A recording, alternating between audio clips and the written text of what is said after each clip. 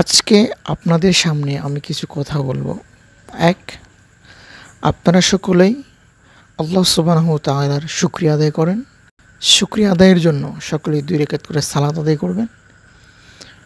এই খুশিতে যে আল্লাহ রাব্বুল আলামিন আপনাদের মাঝে আবার তাওহীদের মুয়াজ্জিন শেখুল ইসলাম,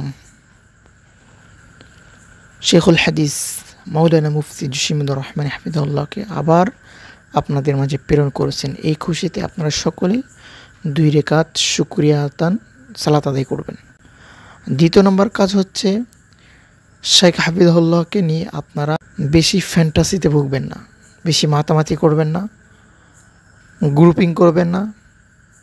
দল মত নির্বিশেষে শাইখ বলেছেন সকলকে ঐক্যবদ্ধ করতে হবে।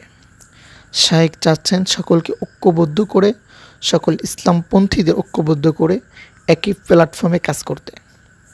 কেননা আপনি বুঝবেন না যদি আপনি কারাগারে না যান যে ঐক্য কত বড় একটা মূল্যবান সম্পদ, আপনি বুঝতে পারবেন না। আপনি যদি কারাগারে যান আপনি তখন বুঝতে পারবেন যে ইসলামের কিছু অংশ মানে ওই ব্যক্তির সাথেও আমার দ্বন্দ্ব করা উচিত না, বরং ওই ক্ষেত্রে তার সাথে আমার একত্ব পোষণ করা প্রয়োজন। এই বিষয়টা শাইখ দীর্ঘ 11 বছর যাবৎ জেলে বসে বুঝছেন। সুতরাং কেউ গ্রুপিং করবেন না, কেউ গ্রুপ হবেন না, গ্রুপিং করে শাইখকে এদিক ওদিক নিয়ে যাবেন না, খবরদার।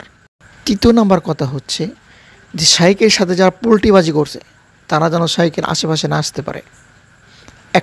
একজনের কথা বলে দিচ্ছি, সেটা হচ্ছে মীর মুয়াজ্জিম হোসেন সাইফি, একজন গাদ্দার, প্রতারক।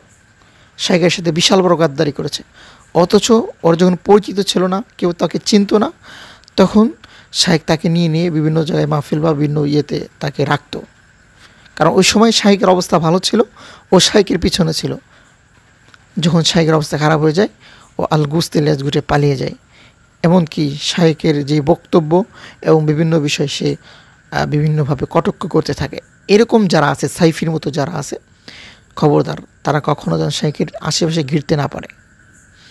আর যারা শাইখের সুদিনে পাশে থাকবে, দুর্দিনে পাশে থাকবে না, তাদের এখানে জায়গা নেই। সুতরাং যারা চিহ্নিত এবং যারা চিহ্নিত না, তার কেউ যেন শাইখের আশেপাশে না আসতে পারে, এটা সবাই খেয়াল রাখবেন। চতুর্থ হচ্ছে, শাইখ হাফিজাহুল্লাহকে আপাতত কিছুদিন রেস্ট করতে দিন। বেশি ফোন করবেন না, অতিরিক্ত কথা বলবেন না, অতিরিক্ত কিছু জিগাইবেন না। শাইখ হাফিজাহুল্লাহ দীর্ঘ 11 বছর আয়নাঘরে ছিল, আয়নাঘর। আপনারা যে আয়নাঘর দেখেন, শাইখ হাফিজাহুল্লাহ ঠিক ওরকমই আয়নাঘরে ছিল। আয়নাঘরে যেরকম কোনো সাথী থাকে না, শাইখের সাথে কোনো সাথী ছিল না। দীর্ঘদিন যাবৎ শাইখ একাই থাকতেন, একাই খাইতেন, একাই ঘুমাতেন। তার মনের কথাগুলো, তার দুঃখগুলো কাউকে বলতে পারতেন না অনেক দিন যাবৎ। তাগুত হাসিনা শাইখকে এত শাস্তি দিয়েছে, মানসিক শাস্তি দিয়েছে, শারীরিক শাস্তি দিয়েছে, খাবার দাবার শাস্তি দিয়েছে, বিভিন্নভাবে তাকে শাস্তি দিয়েছে। চিন্তা করেন, একটা মানুষকে বছরের পর বছর যখন আলাদা একটা ওয়ার্ডে বন্দি করা রাখা হয়, কারোর সাথে যোগাযোগ করতে দেওয়া হয় না, কারোর সাথে কথা বলতে দেওয়া হয় না, কাউকে দেখতে দেওয়া হয় না, তখন তার মনের অবস্থা কেমন হয়? ওই অবস্থায় শাইখ অটল অবিচল ছিলেন, আছেন, থাকবেন ইনশাল্লাহ। সুতরাং শাইখকে একটু সুস্থ হতে দিন, শাইখের পরিবারের সাথে থাকতে দিন। আলহামদুলিল্লাহ, তারা কিছুদিন থাক, তারপরে শাইখ যখন সুস্থ হবে ইনশাল্লাহ, তারপরে আস্তে আস্তে শাইখ যখন দাওয়াতি কাজ শুরু করবেন, তখন আপনারা দিনী প্রোগ্রাম, দিনী দাওয়াত, মাহফিল এগুলো নেবেন ইনশাল্লাহ। আগেই জড়াজড়ি করবেন না, আগেই শাইখের নাম্বার নিয়ে শাইখকে ফোন দেওয়া এরকম বা সাক্ষাৎ করা, ঠিক আছে? শাইখকে একটু সময় দেবেন ইনশাল্লাহ। আর সর্বোপরি বৃহত্তম স্বার্থে কথাটা বলছি, সেটা হচ্ছে যে আপনারা সকলেই ঐক্যবদ্ধ থাকুন। আপনাদের মাঝে ভুল হয়েছে, ভ্রান্তি হয়েছে, মন মালিন্য হয়েছে, একজন একজনকে খোঁচা দিয়েছেন, কথা বলেছেন, এগুলো বাদ দিয়ে দেন। আপনারা সকলে ঐক্যবদ্ধভাবে শাইখের আশেপাশে থাকেন, দাওয়াতি কাজ করেন। হুল্লাযী আরসালা রাসূলাহু বিল হুদা ওয়া দীনিল হাক্কি লিইয়ুযহিরাহু আলাদ দীনি কুল্লি। রাসূলকে আল্লাহ তাআলা যেই উদ্দেশ্যে পাঠাইছেন দিন হককে বিজয় করার জন্য, শাইখ সেই মিশনে নামছেন।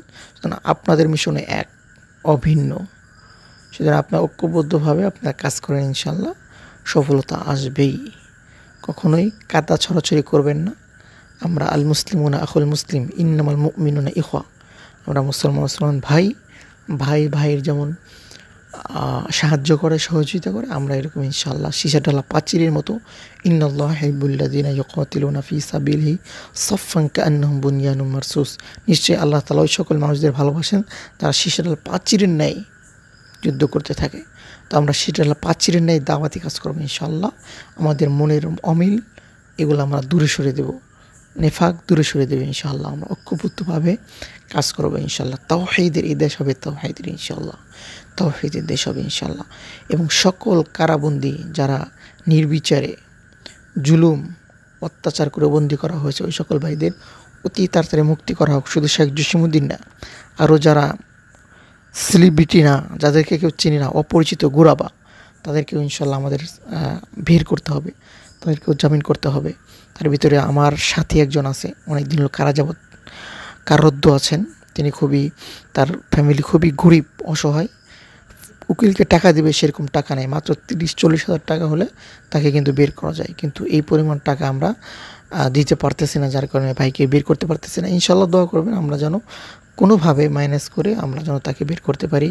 এবং নাবিলা আছে, আরও যারা আছে বোন ভাইরা যারা আছে কারাগারে, যাদের না কেউ আমরা চিনি না, তাদেরকে ইনশাআল্লাহ খুঁজে বের করে আমরা ইনশাআল্লাহ তাদেরকে জামিন করার চেষ্টা করবো। আসসালামু আলাইকুম।